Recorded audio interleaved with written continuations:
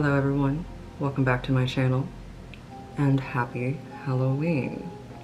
As you can see, well, at least from a little bit behind me, but also throughout my house, I decided to do a little something different this year, a full-on theme, instead of inspired by. Well, this is still technically inspired by, but semantics, right?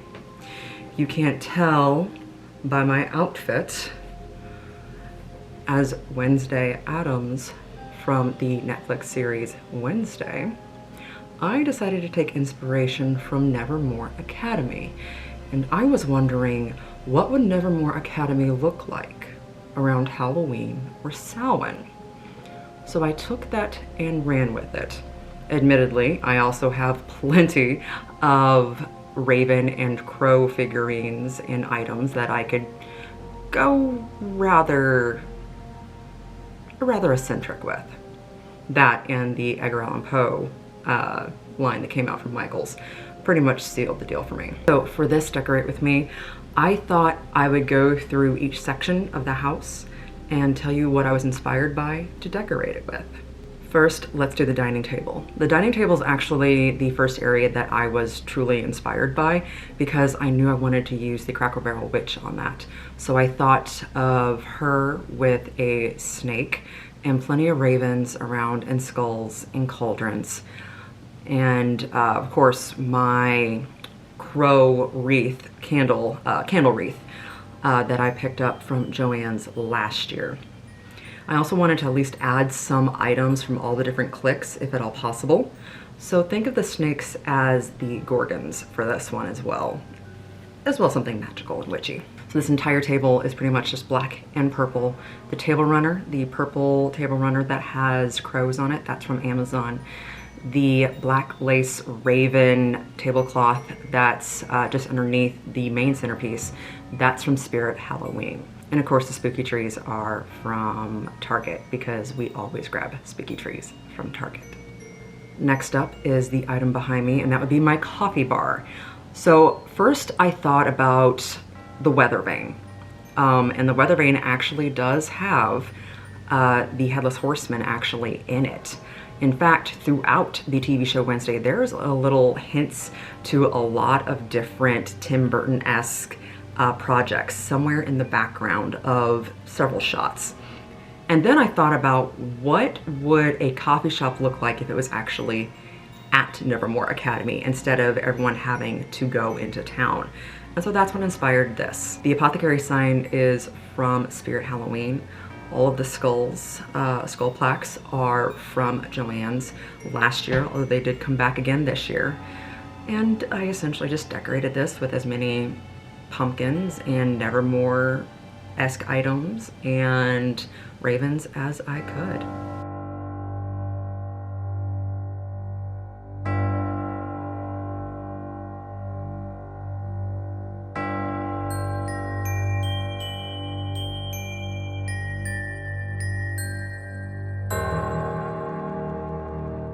Next up is the kitchen, and at first I wasn't going to do autumn leaves, but my husband really enjoys that look, so I decided to stick with it for this time around again. So we have our normal autumn leaf garland with, yes, it's glitter, but ideal, with glittery, branchy, spooky branch garland as well, and I have that with some lighting that I will be doing a review of very soon. I, of course, added some jack-o'-lanterns that I had around. All the cookbooks and everything, all the canisters you see out are actually all the things I use all year round. They're not just decor, they're actual things I use. We also have the two candy dishes that are actual cauldrons. Those are from Michaels. Those are at the front, right in front of the sink, along with the Raven candle holder from Bath & Body Works last year. We have the three cauldrons on the stovetop. I did put in twinkle lights in there, so it looks like something's bubbling away. And then my spoon rest and my actual spoon that is essentially my wand since I am a kitchen witch.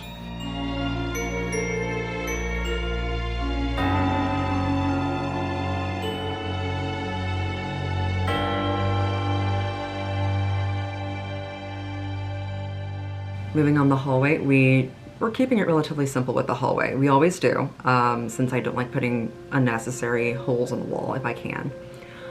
The wreath this year was very different. It was my first wire wreath, one that I actually wound wire around to actually get everything to stay. My inspiration was the hide. Yes, it's a black hand instead of a gray one, but I used what I could from Michaels. A hide reaching for a raven that is up higher on the spider web wreath. I added a couple of twinkling lights that I had left over from a gift that I received, and I also added a little flickering candle, no-key candle, in the palm so that it looks like the hand is glowing. Can't see too much detail at night, but I really do like it. For my first wire wreath, I really do enjoy it. Moving around through a couple of bookcases, it wouldn't be Nevermore and it wouldn't be Wednesday without there being a typewriter. For those of you who don't know, I actually have a very nice collection of typewriters, courtesy of my father. I majored in journalism, so I wanted a typewriter as a graduation gift. And then I ended up with a slew of typewriters in my possession. But that is a Remington typewriter. Yes, it does work. Yes, I have used it before.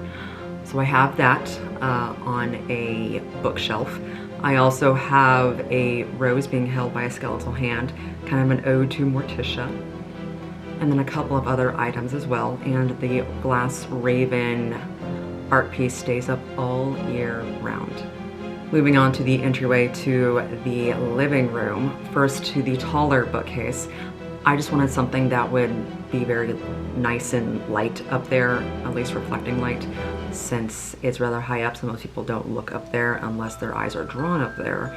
Hence why I have the metal jack-o'-lanterns and a flickering no-heat candle on a pillar.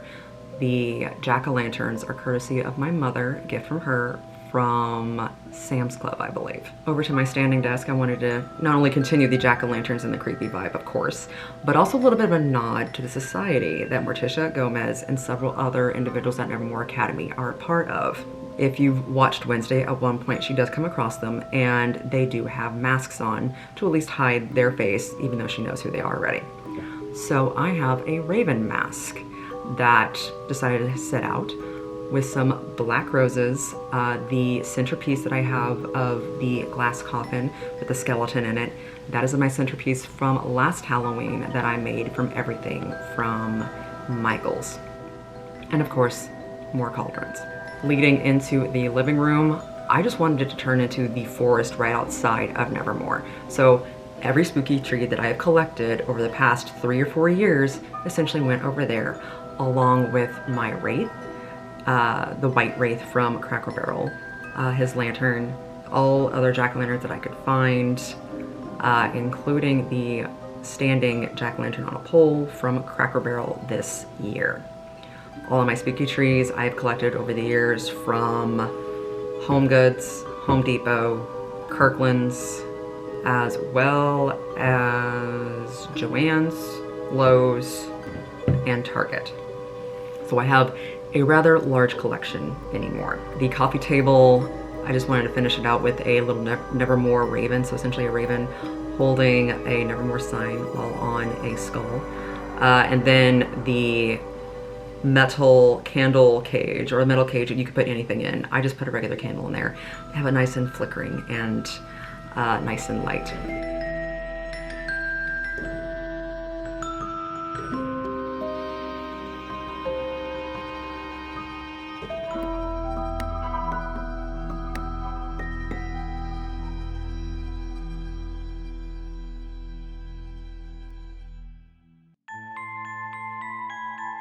Moving to the bathroom. I wanted to go with the idea of having potions, bottles, and things like that, because I feel like in Nevermore you would have a potions class. I believe in the original movie for the Addams Family, Morticia, I believe Morticia majored in hexes and spells, or spells and potions, or something of that sort. So I'm taking liberties here, but I have all these potion bottles and I just wanted to show them off, along with a couple of creepy items in there as well.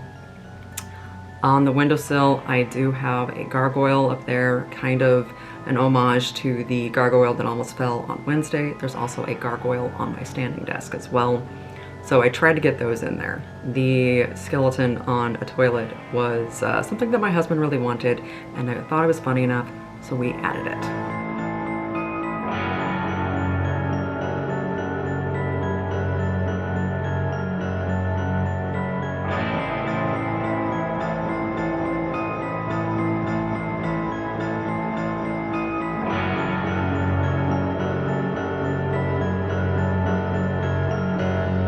I gotta admit, my favorite time with this decor is either when it's early morning and you have the soft morning light coming in through, so it looks nice and quiet and slightly eerie, but still bright so you could see all the details, since I do have a lot of black this year. Or late at night when you just have all the lights on and everything flickering away. And honestly, it is a Halloween paradise here. Yes, I got started a little late this year when it comes to decorating, but don't worry, this decor actually will be sticking around. In fact, I'm going to be incorporating this current decor in for the winter holidays. So you will see all that in late December. So I hope you enjoyed my Nevermore Academy inspired Halloween decor, and I hope you all are having a very happy Halloween and a blessed Samhain wherever you are. Thanks so much for watching. Remember to go after whatever your dark heart desires, and I'll see you in the next one.